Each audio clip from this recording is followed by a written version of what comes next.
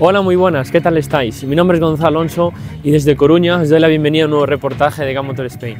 Hoy vamos a ver qué historias nos cuenta Julio Orozco, una persona que la verdad vive el mundo del automóvil, el mundo de las carreras, como se debe vivir, como a todos nos gusta, y nos va a contar pues todo acerca de su trayectoria como copiloto desde los años 80 y todas las historias y aventuras que vivió.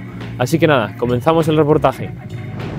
Bueno, vamos a ver, mi afición al mundo de los rallies se desata, pues, vamos, hace tantos años como que cuando se descubrieron los rallies prácticamente aquí en Galicia.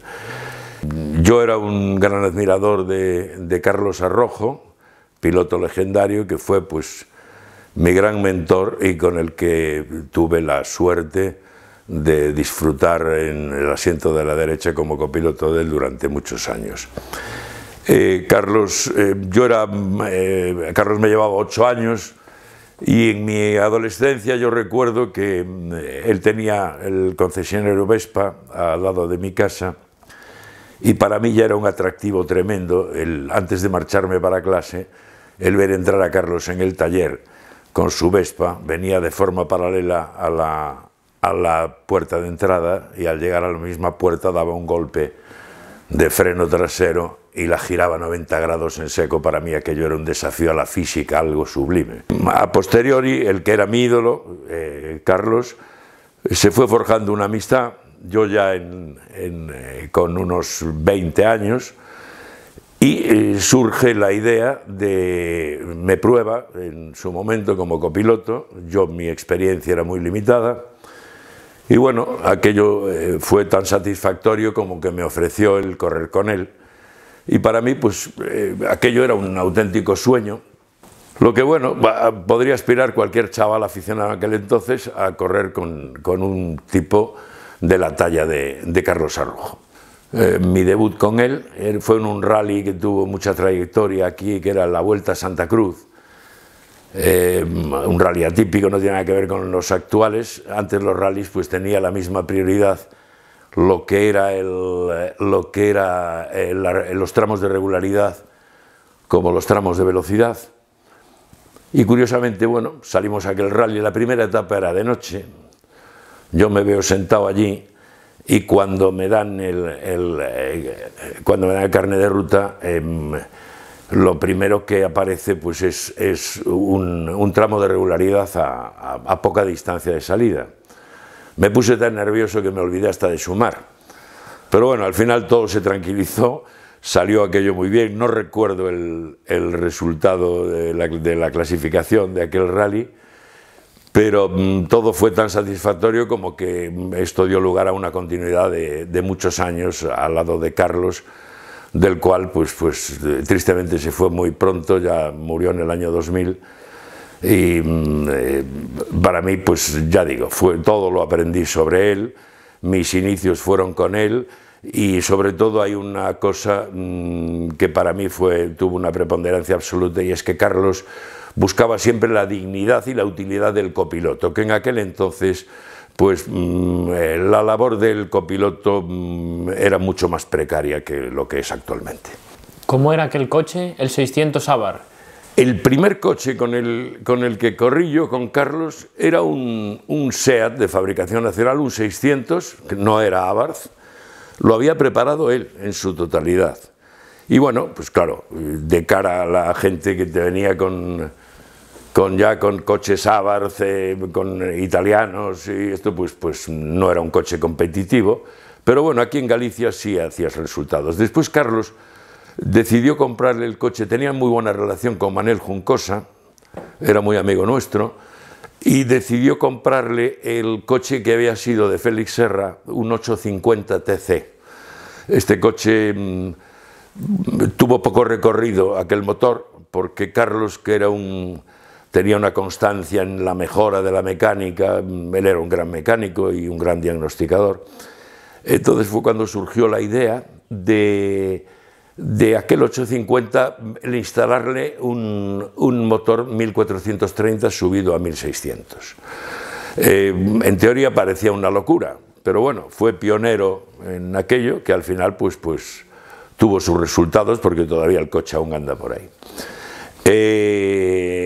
esta preparación yo la seguí tan de cerca con Carlos, y me gustaría mencionar también, porque ha tenido porcentualmente ha tenido una importancia tremenda en la preparación de este coche, de este primer híbrido, Enrique de Cuena. Enrique de Cuena Carlos y él eran uña y carne, y Enrique de Cuena en la mecánica pues era un auténtico genio. De hecho, pues siempre se complementaba con él de cara a cualquier iniciativa. La preparación de aquel motor fue tan laboriosa como que Cuena era jefe de taller en frente del concesionario de Carlos, y daban las 7 de la tarde, se metían en el taller y nos han dado las 3 de la madrugada. Claro, yo era el pinche, yo no tenía ni idea de mecánica, yo al esmeril y a darle a poner las toberas de admisión de las válvulas al espejo. La primera anécdota que recuerdo con este coche fue muy graciosa. Esto era íntegramente, la primera evolución fue en la carrocería 850 TC Abarth, carrocería italiana Fiat. Y me refiero el día que se encendió el motor por primera vez y se instaló en el coche, pues eran altas horas de la mañana, no recuerdo si las 2 o 3 de la madrugada. Entonces surgió la tentación de dar un paseo. Carlos tenía muchísimas ganas de ver cómo iba aquello, y bueno, pues no se resistió a ello y salimos él y yo sin documentación alguna y con aquel ruido estruendoso y esto. Y ya cuando estábamos como a unos 2 kilómetros del concesionario nos para la Guardia Civil, pero no la Guardia Civil de Tráfico, la Guardia Civil de Tricornio, Capote y Mosquetón. Y bueno, nosotros sin documentación. Carlos llevaba, yo creo que la licencia de carreras. Y al ver el guardia civil tuvo aquello mucha gracia, claro, eran otros tiempos. Dice, hombre, Carlos Arrojo, ¿es usted ese que corre tanto? Ah, pues nada, hombre, sigan y tal. Ese fue el primer shock que tuvimos con aquel coche. Con aquel coche ganamos el Ferrol del 70, que fue la primera vez mi primera victoria en un rally.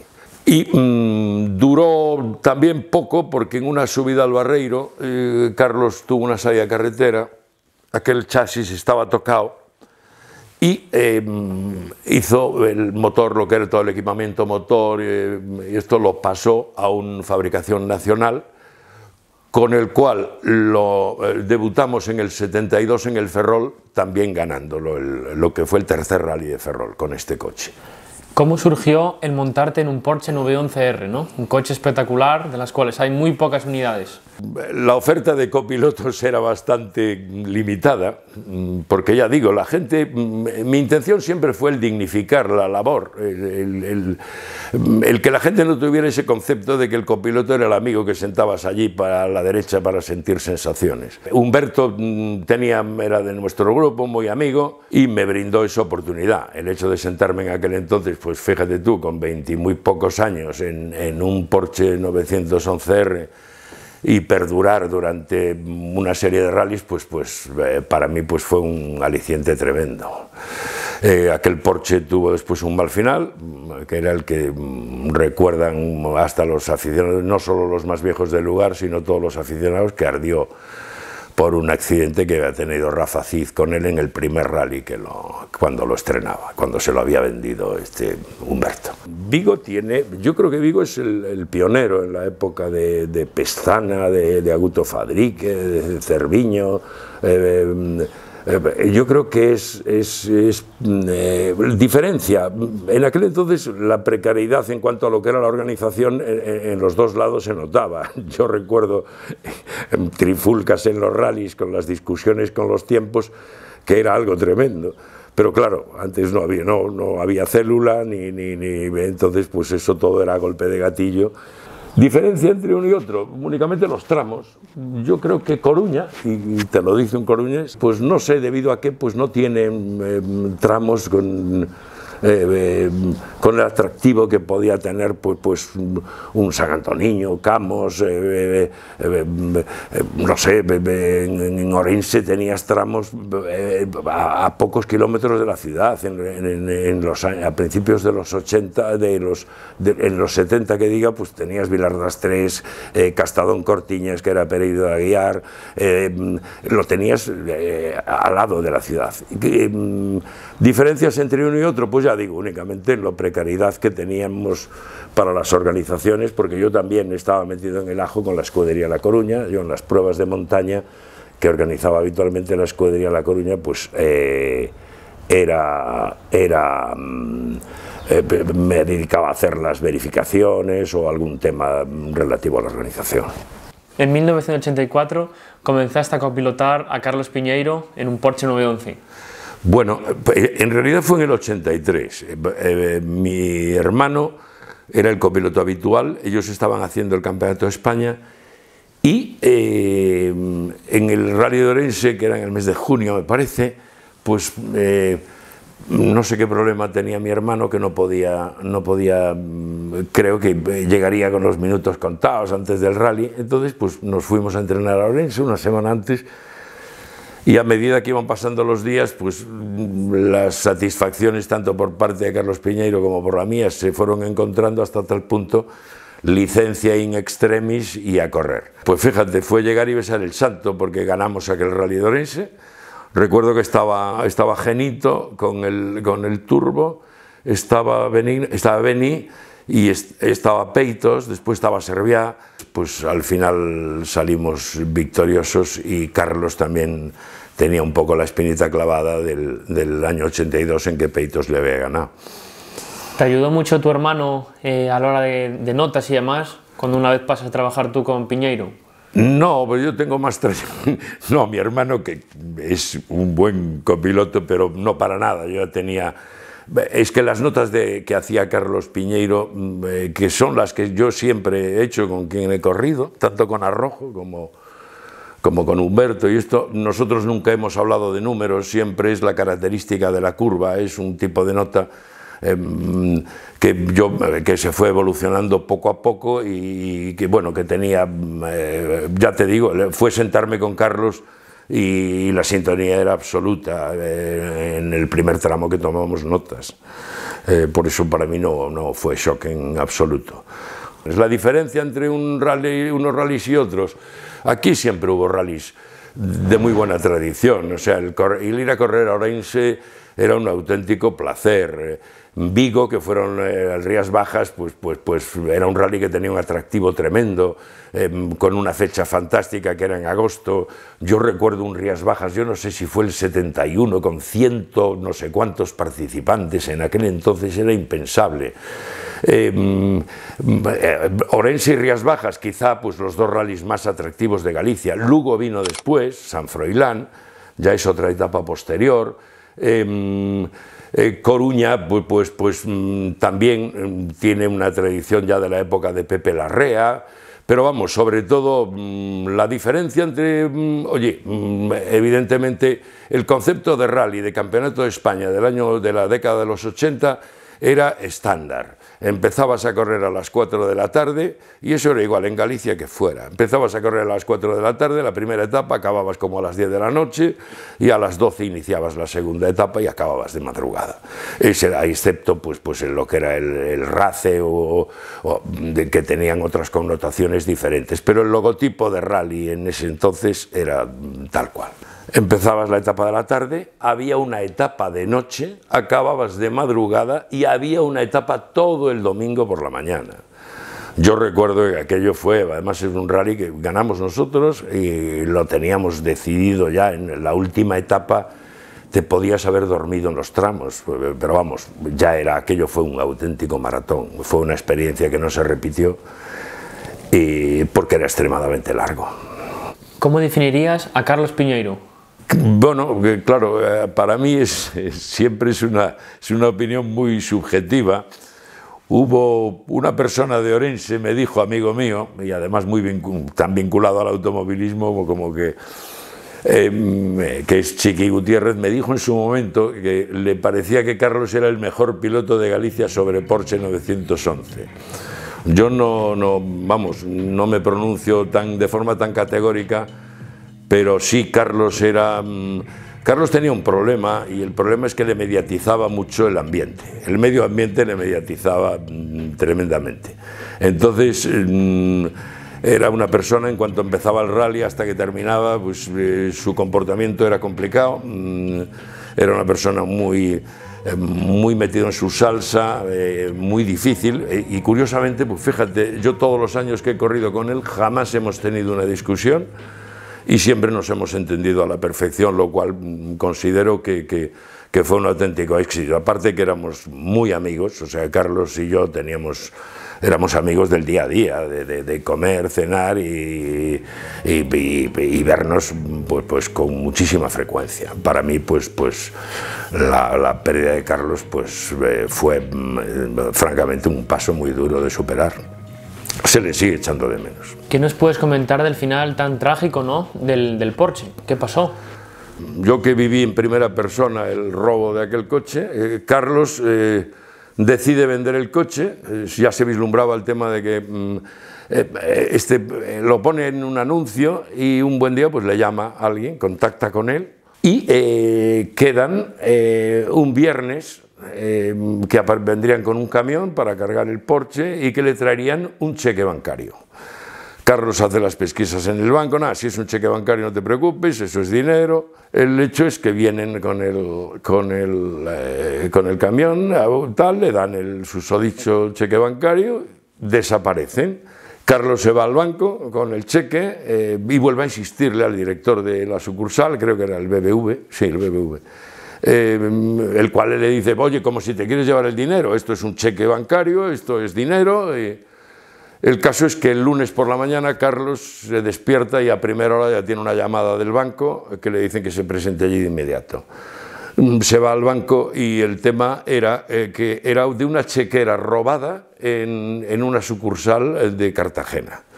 Con lo cual, pues el lío ya estaba armado. Por un lado había un procedimiento, Carlos denunció aquello, tal, pero bueno, en el tema al final, pues Carlos se quedó sin coche de una forma pues un tanto anómala, y con unas artes profesionales por parte de los que llevaron a cabo el robo, pues muy más que manifiestas, ¿no? ¿Y nunca más se supo nada más? Nunca más se supo de ese coche, nunca más. O sea, no. A raíz de eso, pues después fue cuando ya Carlos lo había puesto a la venta, porque ya tenía la intención de tener un grupo B, que fue cuando trajo el de Medina como grupo B, que lo estrenamos en un rally aquí en Coruña, precisamente en un Criterium Mora Renault.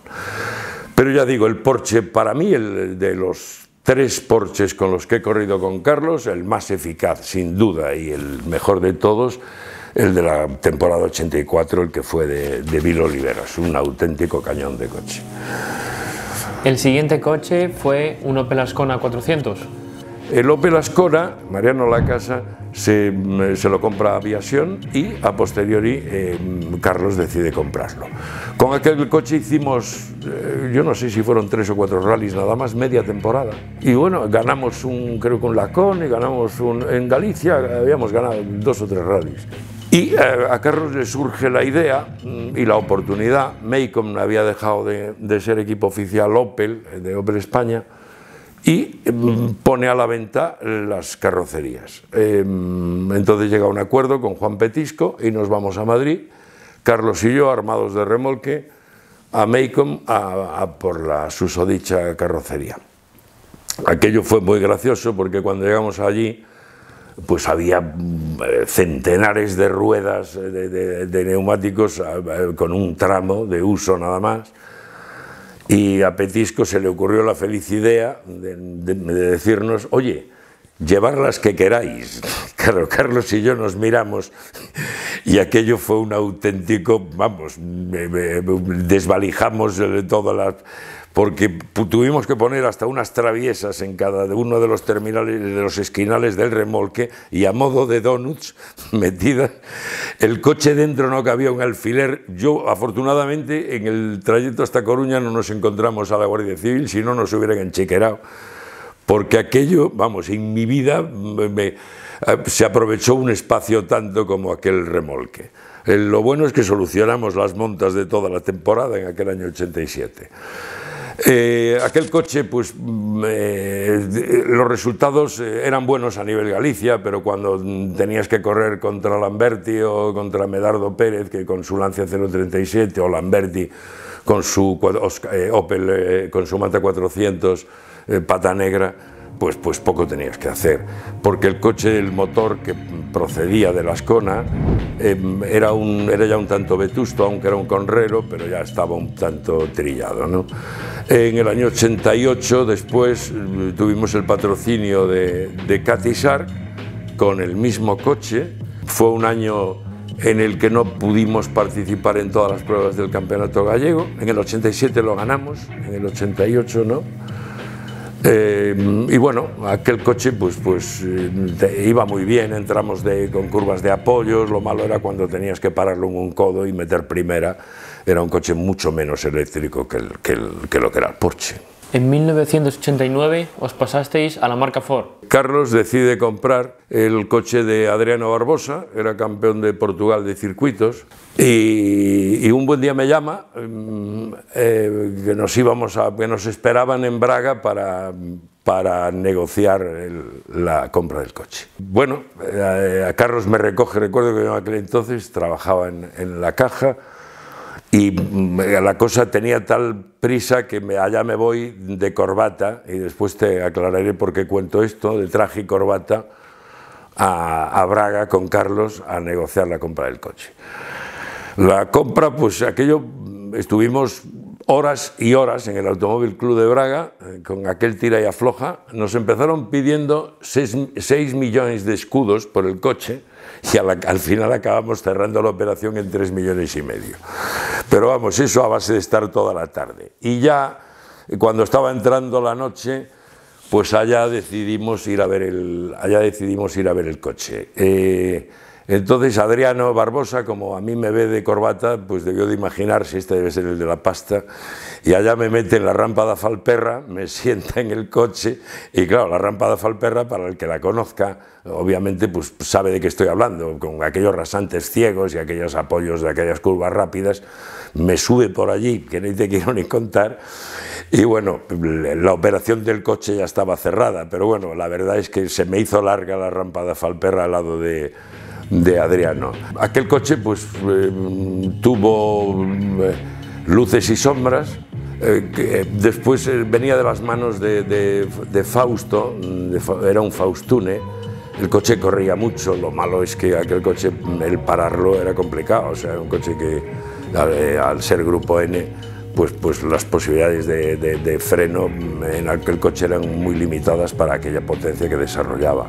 En el 89 fue cuando yo decidí dejarlo. El último rally que corrimos con victoria fue el Ferrol. Curiosamente, el primer rally que gané fue el Ferrol del 70, y el último, el 70 al lado de Carlos Arrojo, y este del 89 al lado de Carlos Piñeiro. Y la verdad lo dejé ya, yo ya cumplía 40 años y ya pues decidí que ya no tenía la ilusión que tienes cuando tienes menos años. Cuéntanos cómo era la forma de trabajar de Carlos. Era un currante de los rallies a nivel de trabajarlos. Pues un rally logotipo Campeonato de España, pues era empezar a trabajar un lunes, notas y venga, antes pues obviamente no tenías limitación de reconocimientos. Entrenábamos mucho, la verdad, entrenábamos mucho. Era salir del hotel a las 9 de la mañana y volver de noche cerrada, y en algunas ocasiones pues tener que ir a hacer un tramo de noche o lo que fuere. Con respecto a esto tiene mucha gracia lo de hacer un tramo de noche, porque nos dio una buena lección en el año 89, precisamente Germán Castrillón, en un San Froilán, en que nosotros nos lo tomamos un poco a chirigota y fuimos un poquitín desobrados, la lección fue en toda regla, y había un tramo, Goyán, un tramo que es al lado de Sarria, que se hacía, creo que sobre las 2, 3 de la mañana, pero con una niebla que toda la semana previa al rally se acumulaba una niebla a esa hora que era algo tremendo. Nosotros, como eran las fiestas de San Froilán, decidimos ir a otros menesteres y no ir de noche, ya entrenábamos de día, y la sorpresa nos la llevamos el día del rally, nos sacó 20 no sé cuántos, casi 30 segundos, y al final nos ganó por una diferencia de 2 o 3 segundos que no pudimos remontarle. Fue la espina más grande que tuve con ese coche en el año 89. Cuéntanos alguna batalla de tantos años en los rallies. Podría estar contando de anécdotas, vamos, muchísimas. Yo recuerdo varias, pero vamos, hay una que a Carlos Piñeiro le hacía muchísima gracia. Esta me sucedió con Humberto Rodríguez cuando creo que eran Rías Bajas del 71, corríamos con el Porsche, con el 911R, estaba Lencina, estaba Manolo Juncosa, estaba... Pues ¿quién más? Creo que los de Repsol, había varios 911, Rudy Zono me parece que también estaba, no sé si Jaime Lazcano, había, vamos, y aparece en la inscripción un tal Barney Barnes, un norteamericano. Entonces, claro, se te levanta la incógnita y dices tú, caramba, el americano y tal, y Radio Macuto empezaba ya que si había corrido en Indianápolis, fíjate tú que tendrá que ver Indianápolis con el tramo de San Antonio, que si no sé qué, que, bueno, el tío aparece allí el día de copiloto, corría Javier Bueno, que había sido el copiloto habitual de Alberto Ruiz Jiménez, y aparece el día de allí, lo vemos en el Parque Cerrado, el tío llevaba un mono, vamos, sí, de 500 millas de Indianápolis, de estos muy yankee, con unos colores plateados, la bandera de los Estados Unidos, vamos, la repera. El tema es que empieza el rally, primer tramo, y este tío pues se marcaba los tiempos de los Seat Coupé. Segundo tramo, otro tanto de lo mismo. Y el tercer tramo, que era el Alto de Cotorredondo, en el lago Castiñeiras, de repente... Claro, todos ya nos habíamos olvidado de los tiempos del americano y el tío se marca el scratch. Dios, ¿qué ha pasado? ¿Ha reaccionado el americano? Y tal. Al final fue que el tramo tenía un atajo, que el hombre, como no había entrenado, pues se metió por el atajo y había hecho, no sé si 3 o 4 kilómetros menos, y se marcó el scratch. Se descubrió muy ya al momento el tema, porque vamos, el tiempo que había hecho era tan inverosímil como que ni en avión lo hubiera hecho. ¿Con qué recuerdo te quedas de tantos los que has vivido a lo largo de los años? Para mí fue el periplo tan largo de los rallies, fue tan enriquecedor como que, aparte que has disfrutado muchísimo, has cultivado muchas amistades que las seguimos manteniendo, curiosamente. La escudería La Coruña nos brinda la oportunidad de reunirnos a los más viejos del lugar pues una vez al año, y también mi gran amigo Manolo Neira, héroe de la montaña, con sus allegados nos invita a una comida también una vez al año. Y francamente resulta de lo más gratificante el ver que en este ambiente de los coches pues todavía se siguen manteniendo las amistades. De hecho, yo mantengo mucha relación con Luis Moya y con José Mora, que son vecinos míos. Luis, su casa de Coruña la tiene a 1 kilómetro escasamente de la mía, y José Mora, su cuñado, exactamente igual. El miércoles pasado aún hemos tenido un cocido de confraternidad, y estas reuniones las solemos hacer con mucha frecuencia. Y bueno, si miras alrededor, pues todas las amistades que tienes en la mesa las has hecho en el automóvil. Y obviamente, pues qué más gratificante que todo esto, ¿no? ¿Qué personas dirías que han sido las más importantes en tu trayectoria? Mi primer mentor y el que me inició en esto, y afortunadamente con buen pie, sin duda Carlos Arrojo. Yo de Carlos Arrojo aprendí muchísimas cosas. Aprendí las notas, aprendí sobre todo la meticulosidad que él tenía en todo. Era un hombre extremadamente pulcro. Aquellos rallies eran una aventura, no tenía nada que ver con estos. Carlos, recuerdo que aparte de que la asistencia que nos la solía hacer Enrique Cuena, pues no faltaba nunca en su coche de carreras una caja de herramientas. Y curiosamente, en la caja de herramientas, pues siempre él decía que era muy útil el llevar un rollito de alambre. Con eso te digo la diferencia que puedes encontrar en los rallies que hay actualmente. La diferencia era abismal, abismal. ¿Qué dirías que es lo que más cambió desde los rallies de los 60 a la... Pues el concepto de los rallies en los 60 hasta el año 70, lo que antes te hacía mención a ello, tenía tal prioridad, tenía una prioridad tremenda la regularidad. Los tramos de regularidad tenían la misma penalización, 1 punto por segundo, que en los tramos de velocidad. Entonces la regularidad, aunque las medias te podían poner una media de 60, no era tan fácil porque tú tenías dos tipos de controles. Tenías lo que era el control de paso, dentro de ese sector de ese tramo de regularidad tenías controles de paso en los cuales tú no tenías que entrar ahora, pero sí tenías que parar a firmar, y después tenías los controles horarios de parada obligatoria, donde a ti te ponían la hora de paso. Cada segundo por defecto o por exceso era una penalización, con lo cual tenías que hilar muy fino en la regularidad. Esto desapareció en el 70, y a partir de ahí, pues obviamente los rallies tomaron otro cariz. Obviamente desaparecieron lo que eran los tramos de regularidad, y todo se fundamentaba en lo que eran los tramos de velocidad. Yo sigo en el meollo, a pesar de ya mi avanzada edad, y fíjate que empecé en esto, como te decía antes, en el 67, 68, de manera activa. Añadir pues que esto para mí ha sido de lo más enriquecedor, y que sigo todavía en el ajo, como te decía hace un momento. Parte del espectáculo, pues el que siempre te encuentras con gente de la que tienes muchas cosas que recordar.